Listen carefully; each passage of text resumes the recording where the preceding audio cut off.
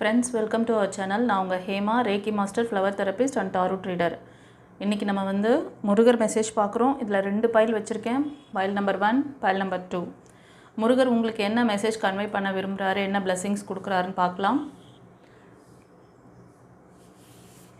First pile choose பண்ணவங்களுக்கான message. நீங்கள் உங்களோட அந்த பாஸ்ட் லைஃப்பில் நடந்த விஷயங்கள்லேருந்து ஒரு லெசன் கற்றுக்கணும்.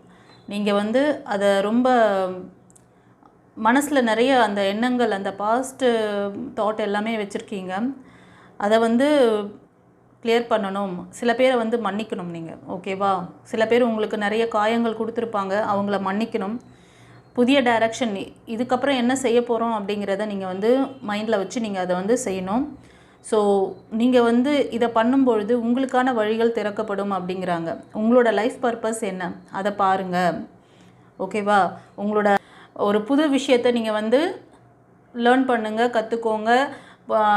நியூவான ஒரு ஆப்பர்ச்சுனிட்டிஸ்லாம் உங்கள் லைஃப்பில் வரும், ஓகேவா? டிவைன் உங்களுக்கு ஒரு நல்ல விஷயங்களை, அதாவது இந்த பாஸ்ட் லைஃப்பை நீங்கள் ஒரு லெசனாக எடுத்துக்கணும். அதனால் அவங்க அந்த பாஸ்ட் லைஃப்பில் நடந்த விஷயத்தை மறக்கணும், மன்னிக்கணும், ஓகேவா? மனிதர்களை மன்னிக்கணும், சிச்சுவேஷனை மறக்கணும். இதுதான். பைல் நம்பர் 2க்கு என்ன சொல்கிறாங்கன்னு பார்க்கலாம். கடந்த காலங்களில் நடந்த விஷயங்கள் இப்போ கரண்ட்டில் நடந்துகிட்ருக்கிறது எல்லாமே ஒரு கர்மா பேஸ்டாக இருக்குது அப்படிங்கிற மாதிரி இருந்துச்சுன்னா உங்களுக்கு சீக்கிரமே இந்த சிச்சுவேஷன் மாறி நெக்ஸ்ட் லெவல் நீங்கள் போகிறீங்க. ஸோ ஓகேவா? அதனால் உங்களோட பாஸ்ட் இல்லை கரண்ட்டில் நடந்துகிட்ருக்க அந்த விஷயத்துலேருந்து ஒரு எக்ஸ்பீரியன்ஸ் கற்றுக்கோங்க. அது நீங்கள் உங்களோட நியூ மாற்றத்திற்கான ஒரு சேஞ்சஸாக அதாவது நீங்கள் கொண்டு வரணும். அதாவது உங்களோட தடைக்கற்களை படிக்கற்களாக மாற்றணும் நீங்கள், ஓகேவா? அதுதான் சொல்ல வராரு. கண்டிப்பாக நியூ டிரான்ஸ்ஃபர்மேஷன் இருக்குது. நீங்கள் அதுக்கு தயாராக உங்களை மாற்றிக்கோங்க. உங்களுக்கான அந்த new journey, new life, new beginnings இருக்குது. ஸோ இது ஒரு டிரான்ஸ்ஃபர்மேஷன் பீரியட். இப்போ ஒரு சைக்கிள்லேருந்து இன்னொரு சைக்கிள் மாறும்போது இடைப்பட்ட அந்த காலம் இருக்கும் இல்லையா?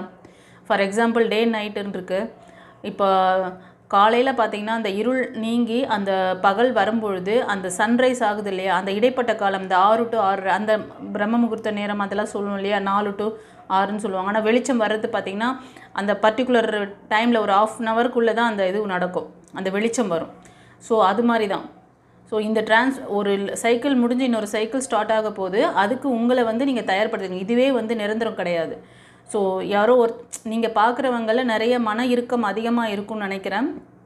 அதனால தான் இந்த கார்டு வந்திருக்கு. ஸோ இதெல்லாமே ஒரு லெசனாக எடுத்துக்கணும், நீங்கள் ஒரு கர்மாவை எடுத்துக்கணும்.